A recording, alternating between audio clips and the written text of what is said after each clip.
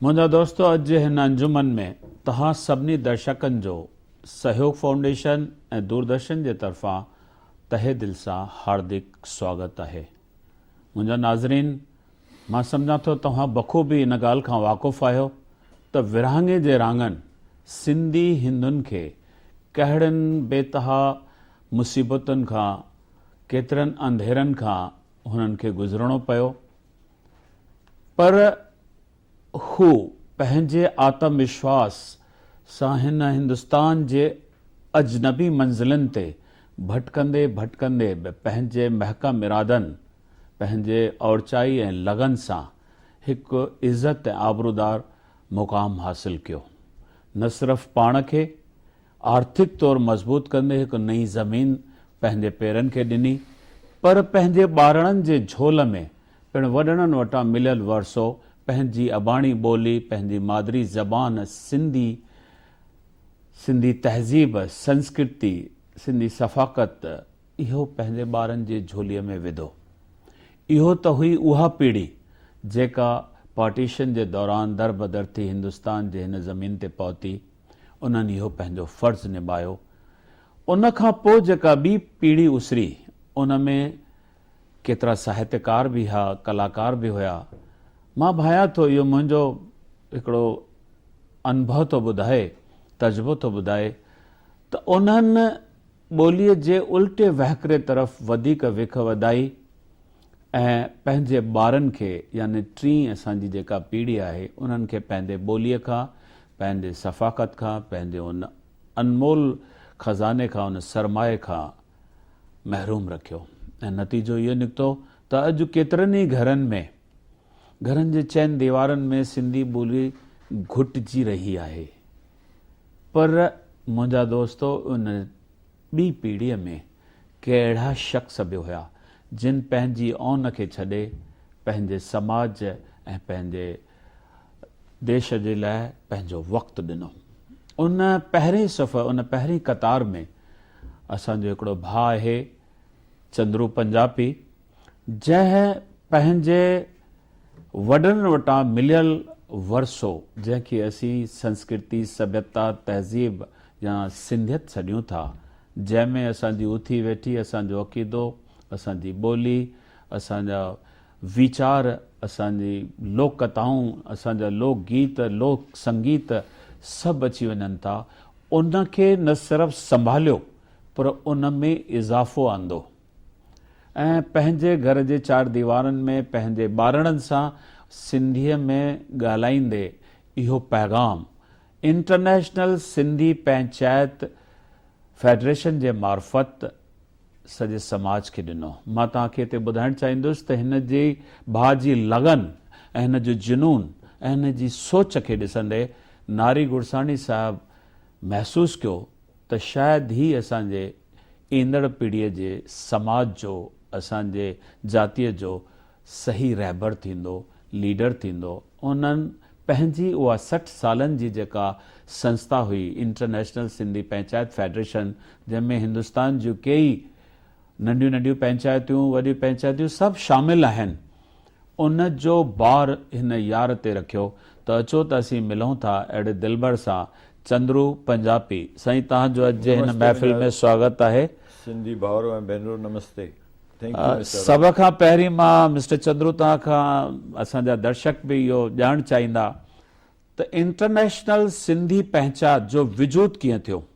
वजूद हिन ऑर्गेनाइज़ेशन जो सिंध पंचायत फेडरेशन जे नाले ते 1948 में नारी गुरसाणी साहब पंहिंजे दोस्तनि सां, जेके सभु पाकिस्तान मां तमामु तकलीफ़ुनि खां पोइ पार्टीशन में हिंदुस्तान आया, गवर्नमेंट ऑफ इंडिया क्लेम्स में के सस्तियूं जॻहियूं, मिलिट्री कैंप्स उन्हनि सिंधियुनि खे अलॉट कयूं हुयूं। जी बिल्कुलु। असांजा सिंधी भाउरनि मां जयरामदास साहिबु, असांजो नारी गुरसाणी साहिबु ऐं जेके वॾेरा हुआ, टेकामदास कटारिया पहिरियां असांजा प्रेसिडेंट हुआ, उन्हनि सभिनी ॾिठो त जेके मिडिल ऐं लोअर तबिके जा असांजा सिंधी आहिनि, उन्हनि खे बराबरि इंसाफ़ नमूने भारत सरकार बराबरि क्लेमनि में के ॻाल्हियूं न ॾेई रहियूं, उन्हनि जे सिंधी क्लेमनि लाइ, सिंधियुनि लाइ कुझु करण लाइ उहे जेके लॾ पॾाण करे उहे जेके refugee जायूं थी, जॻहियूं असां उते छॾे आयासीं उन्हनि जे जंहिंजो साम्हूं क्लेम उन्हनि असांखे खे मिलणो हुयो। मिलणो हो, उन जे लाइ बेसिकली इन्हनि इहा सिंध पंचायत फेडरेशन शुरू कई। 10 सालनि खां पोइ जॾहिं असांखे 149 डिफरेंट पंचायतूं असांजे अम्ब्रेला जे हेठां आयूं, उनखां पोइ उन्हनि इंटरनेशनल सिंध पंचायत फेडरेशन शुरू कई, जंहिंमें असांजूं हाणे पंचायत जूं शाखाऊं भारत देश खां ॿाहिरि सॼे वर्ल्ड में स्थापन थियल आहिनि। वेरी गुड, तमामु सुठो। 20 साल अॻु जॾहिं मां दादा नारी गुरसाणी सां जॉइन कयो, उन्हनि मूंखे इनवाइट करे वाइस प्रेसिडेंट करे रखियो। साल खां पोइ उन्हनि रिक्वेस्ट कयो त यूथ विंग जी प्रेसिडेंटशिप जी वाग मां संभालियां, बिल्कुलु। ऐं इंटरनेशनल सिंध पंचायत फेडरेशन जे नाले जे हेठां उन्हनि हिकिड़ी नई यूथ विंग स्टार्ट कई, जंहिंजो प्रेसिडेंट मूंखे मुक़ररु कयो। उहो घणो टाइम हुया तव्हां हुन यूथ विंग में? 13 साल। Okay. Before I took up in Sindh panchayat international Sindh panchayat federation जो जॾहिं मां प्रेसिडेंट जी वाग संभाली, उनखां 13 साल अॻु मां यूथ विंग जो प्रेसिडेंट हुयुसि। मां लंडन शिफ्ट कयो 2001 में। जी। बिज़नेस जो कुझु बेस मां लंडन, दुबई में पंहिंजो रखियो, जंहिंजे करे दादा मूंखे ॾाढो हिमथायो त चंद्रू तव्हां ॿाहिरि जेके बि देशनि में आहिनि, असांजे भारत देश खां ॿाहिरि जेके शाखाऊं आहिनि उनखे वधायो। लंडन में, इंडोनेशिया में, फार ईस्टर्न कंट्रीज़ में घणो ई दौरो कयो। जेको दादा हिते इंडिया ऐं भारत में कंदा हुआ, उहो मां ॿाहिरि करे उतां जे ॿाहिरनि सिंधियुनि जो जेको बि असांजो प्रॉब्लम्स हुआ उहे डिस्कस करे उन्हनि खे जेतिरो थी सघियो असां मदद कई। इन हिसाब सां असांजी ऑर्गेनाइजेशन अॼु इंटरनेशनल सिंध पंचायत फेडरेशन तमामु सुठी ॻाल्हि आहे। जी। तव्हांजा वॾा नेचुरली सभई असां सिंधी सिंध खां आया आहियूं, त उहे किथे रहंदा हुआ पहिरीं सिंध में? मुंहिंजा पिताजिन कराची में रहंदा हुआ, माताजिन बि जॾहिं उते शादी कई कराची खां हुआ। मुंहिंजे ग्रैंडफादर जी, माना मुंहिंजे पिता जे पिताजी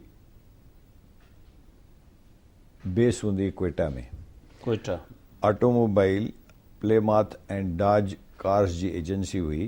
क्वेटा में अर्थक्वेक अचण खां पोइ उन्हनि खे उहा शिफ्ट करे कराची खणी आया, ऐं जॾहिं लॾ पॾाण थी त मुंहिंजा पिताजी मूंखे ॿुधाईंदा आहिनि त मुस्लमाननि लाइ, जिन लाइ असांखे हिते भारत देश में चङी नफ़रत आहे, पर घणेई अहिड़ा मुस्लमान दोस्त ऐं भाउर असांजे फैमिली ऐं वॾेरनि जा हुआ, जिन तमामु सुठे नमूने हेल्प करे असांजे वॾनि खे भारत देश ताईं पहुचायो। उते जिन मुस्लमाननि भाउरनि सां असां गॾु रहंदासीं, जी, उन्हनि न सतायो इहो चयो वञे थो, पर जेके हिंदुस्तान खां जी, हितां शिफ्ट करे जेके मुस्लमान यूपीअ खां या पंजाब खां विया, जिन खे मुहाजर्स करे महाजन, हा, जी, मुहाजर्स, जी, उन्हनि जी। अची करे दंगा फसाद कया, छाकाणि त उन्हनि खे असांजी प्रॉपर्टीज़ खपंदियूं हुयूं, जंहिंजे करे इहो दंगल। मां इन करे थो ॿुधायां छाकाणि तव्हांजो जनम हिते थियो आहे, तव्हांखे हुनजी अंदाज़ो घटि हूंदो, छाकाणि इहे खून जा भरियल हिकिड़ा वॾा दास्तान आहिनि जेके इतिहास में तव्हां पढ़िया हूंदा शायदि। उन हिसाब सां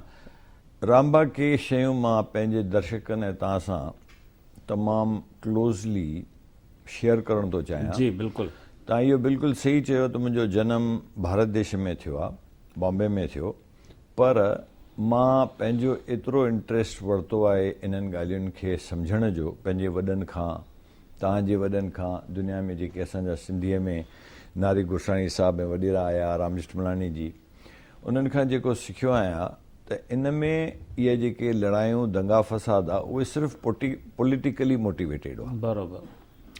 उन में पॉलिटिक्स इन्वॉल्व हुई। मां अॼु बि घणेई सिंधी जेके पाकिस्तान जा आहिनि उन्हनि खे सुञाणा, ऐं असांजा हितां जा सिंधी जेके पाण में अॼु बि पंहिंजे लय विचर में आहिनि ऐं पाण में मिलंदा रहंदा आहिनि, ॻाल्हियूं ॿोलियूं कंदा आहिनि, उन्हनि जी जेका सिकप्रीत आहे उहा असांजे सिंधियुनि जी जेका भारत देश जा उनखां बि शायदि बेटर आहे। त असांखे पाकिस्तान जे सिंधियुनि सां घणी मोहबत आहे ऐं घणी लॻत आहे। उतां जा जेके मुस्लमान सिंधी बि आहिनि उहे बि असांजा भाउरनि खां वधीक आहिनि, ईअं मां सम्झां थो, ईअं मूंखे ॿुधायो वियो आहे ऐं ईअं मां ॾिठो आहे पंहिंजी अखियुनि सां।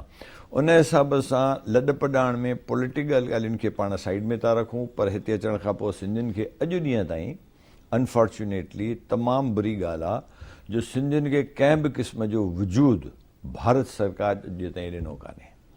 त उन हालत में असीं जॾहिं इहो महसूसु कयूं था त असां सिंधियुनि खे छा करणु घुरिजे?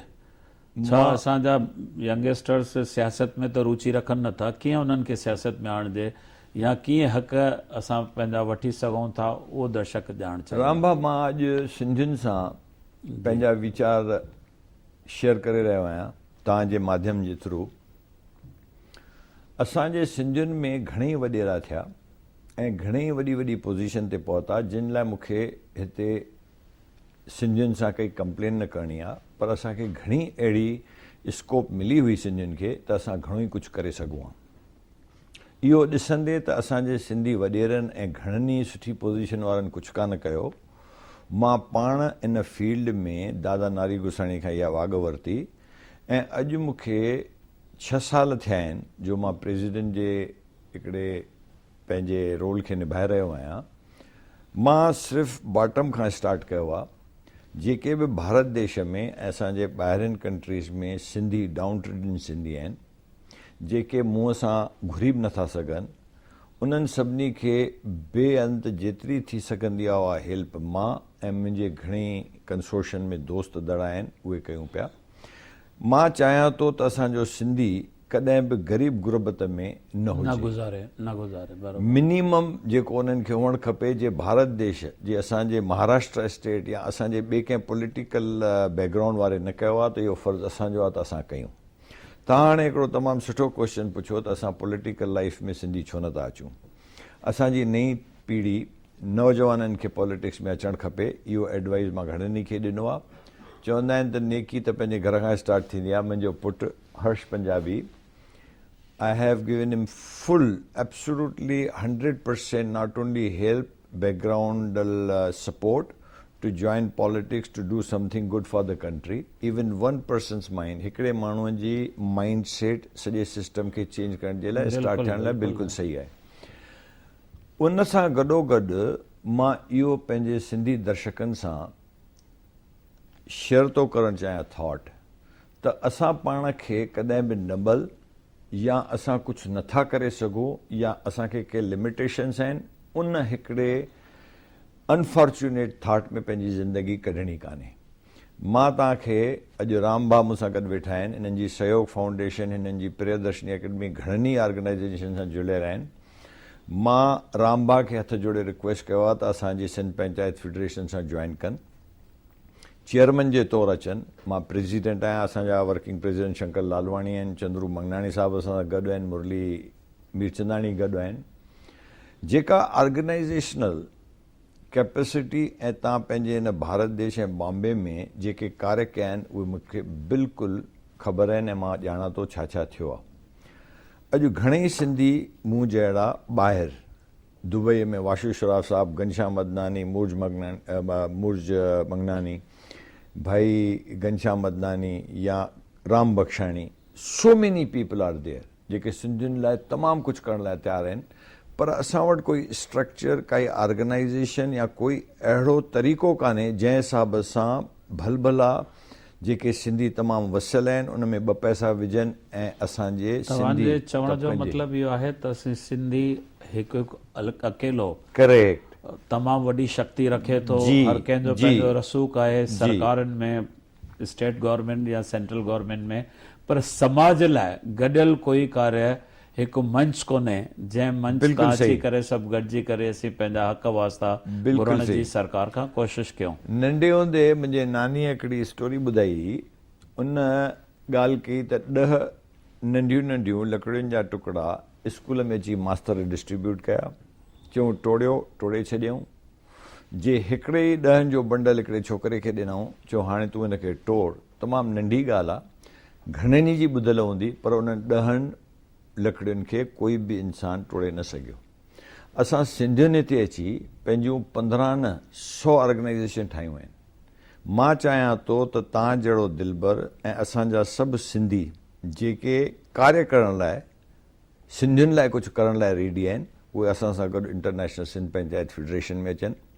149 पंचायतूं असांजे हिते भारत देश में आहिनि। भारत देश खां ॿाहिरि इंफ्रास्ट्रक्चर आहे ऐं घणेई सिंधी, सवे सिंधी जिन जा मां नाला वरिता उहे 4, 5, 8, 10 हूंदा, सवे सिंधी आहिनि जेके उन में घणो ई कुझु करे सघनि था, पैसे पंजड़ में हेल्प करे सघनि था, कार्पस 100 करोड़ जो ठही सघे थो ऐं असां सिंधियुनि लाइ घणो कुझु करे सघूं था।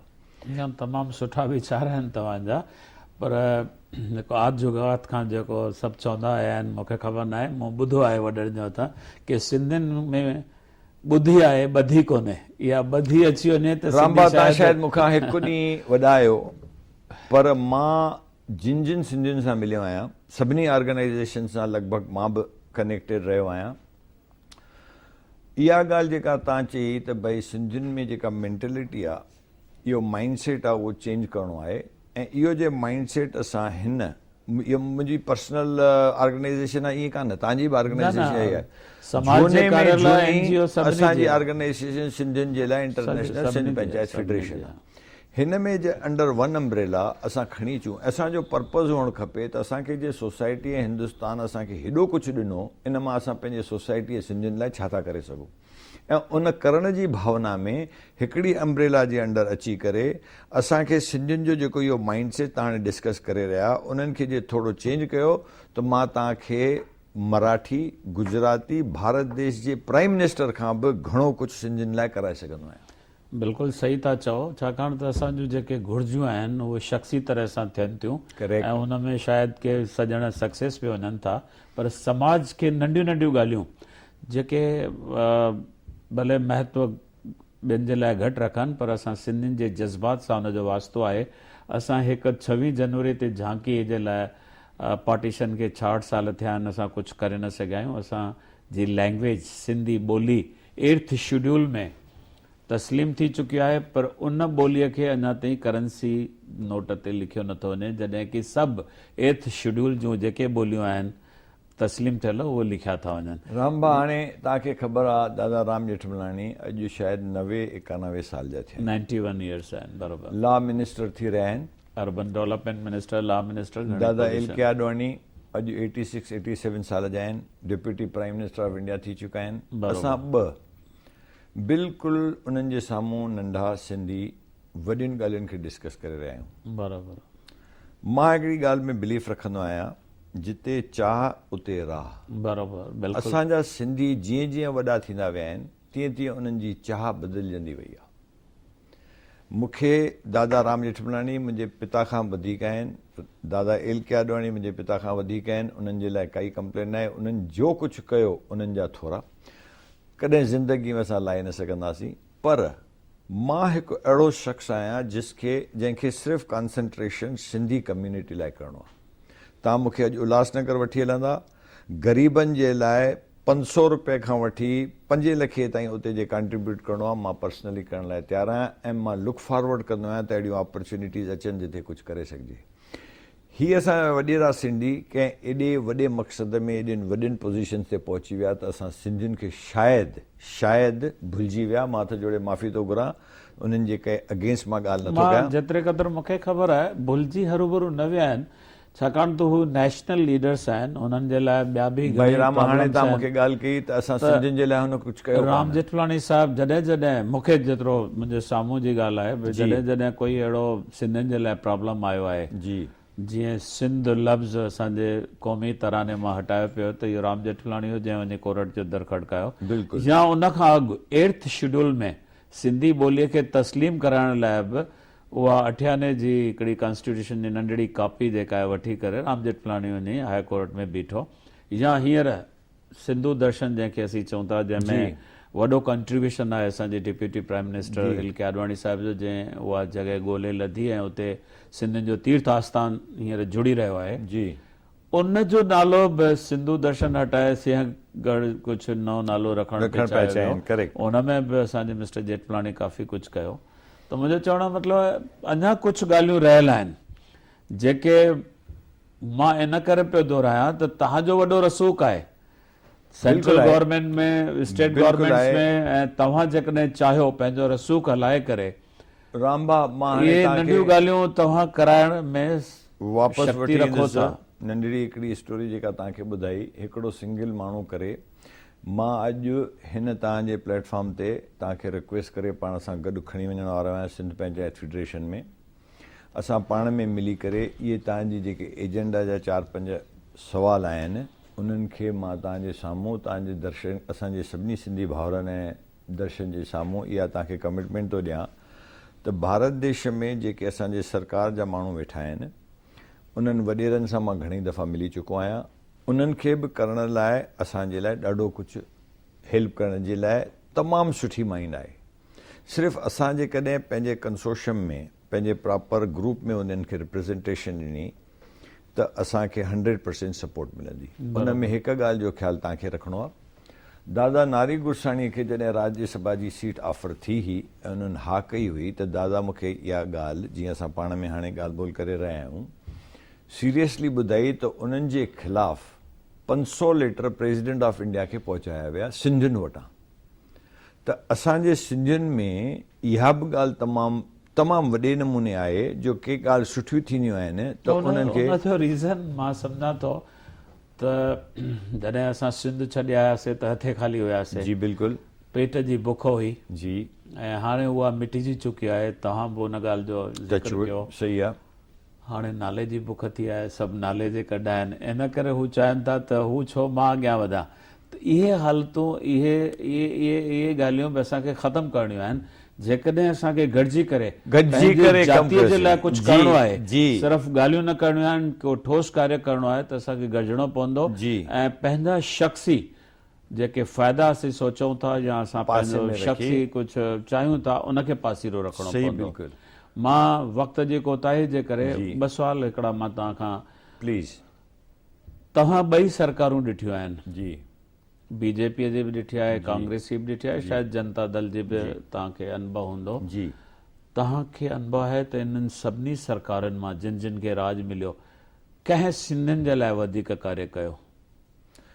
भाउ इहा ॻाल्हि तमामु ॾुखी आहे ईअं जवाबु ॾियणु, पर मां तव्हांखे पर्सनली कुझु एक्सपीरियंस ॿुधायां थो। कांग्रेस जी सरकार जॾहिं मैडम इंदिरा गांधी जे हेठि हुई या पी नरसिम्हा राव जे हेठि हुई, मां पर्सनली 4 चङनि खे सुञाणंदो हुउसि जिन सिंधियुनि लाइ घणेई कुझु कार्य कया। ओके, अॼु गवर्नमेंट जेका आहे उहा हेठि थींदी आहे बाय पीपल। तव्हांजो पर्सनल सिंधी मामिलो कंहिंसां कहिड़े नमूने सां कहिड़े तबिके ते डिस्कस थी रहियो आहे उहो ॾाढो इम्पॉर्टेंट आहे। भाजपा या कांग्रेस आहे या जनता दल या थर्ड फ्रंट असांजे लाइ इम्पॉर्टेंट कान्हे।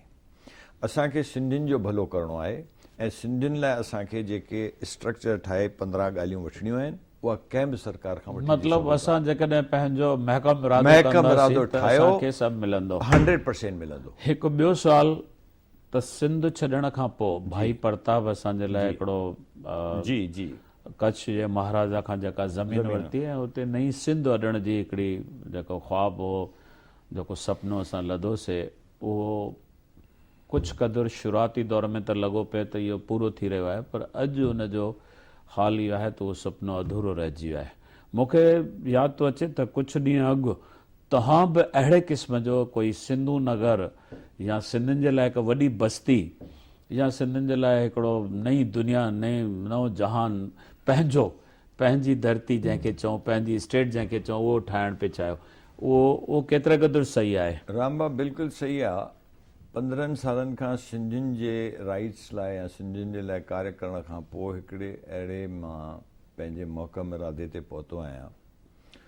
स्टडी कई त जेडी सिपाही मलानी ऐं असांजा घणेई सिंधी नवजीवन कॉलोनियूं या फ्लैट्स जेके ठाहियूं, किन कच्छी माण्हुनि ठाहियो, के असांजा ॿिया सिंधी जा छापरू सभिनी क़ौमनि घणो करे भाटियुनि ठाहियो आहे, छापरुनि ठाहियो आहे घणो। उहे अॼु बि तव्हां पुठियां वरी ॾिसंदा 30 साल 40 साल अॻु जेके कार्य थिया उन में उन्हनि खे जेके फ्लैट जिन रेट्स में मिलिया हुआ उन्हनि जे लाइ तमामु वॾी ॻाल्हि हुई ऐं उहा छित उन्हनि जे सर मथां जेका उन्हनि सिंधियुनि पंहिंजे हिसाब सां या जिन कम्यूनिटियुनि कयूं उन्हनि जे लाइ उन्हनि खे मां तमामु शुक्रगुज़ार आहियां। उन लेसन खे ॾिसी करे मां इहो महकम इरादो कयो आहे ऐं न सिर्फ़ु इरादो कया, मां 500 एकड़ न्यू बॉम्बे जे पासे में ज़मीन एक्वायर करे रहियो आहियां because it's a big process of registration agriculture land खेडूतनि खां वठणु। ऐं मां चाहियां थो त उते मां सिंधू नगर पंहिंजी हिकिड़ी कॉलोनी ठाहियां जंहिंमें सिंधियुनि खे जे प्रिवेलिंग उतां जो रेट 10,000 आहे त सिंधियुनि खे 5,000 रुपए में ॾिनो वेंदो फ्लैट। उते न सिर्फ़ु रेजिडेंशियल अपार्टमेंट हूंदा, इंडस्ट्री एरिया बि हूंदी, ऑफिस एरिया बि हूंदी, जिते पंहिंजो रोज़ी रोटी बि उते करे सघंदा। ऐं सिर्फ़ु उन्हनि खे 10% डाउन पेमेंट ॾियणी आहे, बाक़ी बैंक सां अहिड़े नमूने इन्वॉल्वमेंट कबी जो बाक़ी जूं पेमेंटूं 20 या 30 सालनि में ॾियनि। मां चाहियां थो सिंधीअ जे ग़रीब में ग़रीब सिंधीअ खे झोपड़पट्टीअ में न पर पंहिंजी छित पंहिंजे ओनरशिप में हुअणु खपे। इहो मुंहिंजो सुपिनो आहे जंहिंमें मां अध खां मथे साकार करे चुको आहियां, जो ज़मीन एक्वायर कई आहे। मां वॾेरनि सां दिल्लीअ में वेठो हुउसि, उन्हनि मूंखे एश्योरिटियूं ॾिनियूं आहिनि त भई तव्हांखे महाराष्ट्र गवर्नमेंट खां घणी हेल्प कराईंदासीं, घणेई लैंड्स बि असां वटि आहिनि उहे ॾींदासीं, पर मां ॾींदासीं ऐं कंदासीं में न बिलीव करे पंहिंजी ज़मीन वठी प्राइवेटली डेवलप करे सिंधियुनि लाइ घणो कुझु करण जी कोशिशि करे रहियो। तमामु सुठी ॻाल्हि आहे मिस्टर चंद्रो, जेको सपनो असांजे वॾनि असांजे भाई प्रताप ॾिठो, उहो सपनो तव्हीं हिन पीढ़ीअ में जे साकार कयो था, ॾाढी वॾी महिरबानी थींदी ऐं सिंधियुनि खे चवण जहिड़ो थींदो त असांखे ही पंहिंजो नगर आहे, असीं हिते पंहिंजी संस्कृति सभ्यता ऐं तहज़ीब जो हिते पालन करे सघूं था, विकास करे सघूं था। सो वॾी रामबाद तव्हां वॾनि भाउरनि जी आशीर्वाद खपे, वॾेरनि सिंधी असांजे संतनि जो आशीर्वाद खपनि। हीअ त सुपिनो मां सिर्फ़ु ज़मीन जे हिसाब सां हाणे साकार करे चुको आहियां।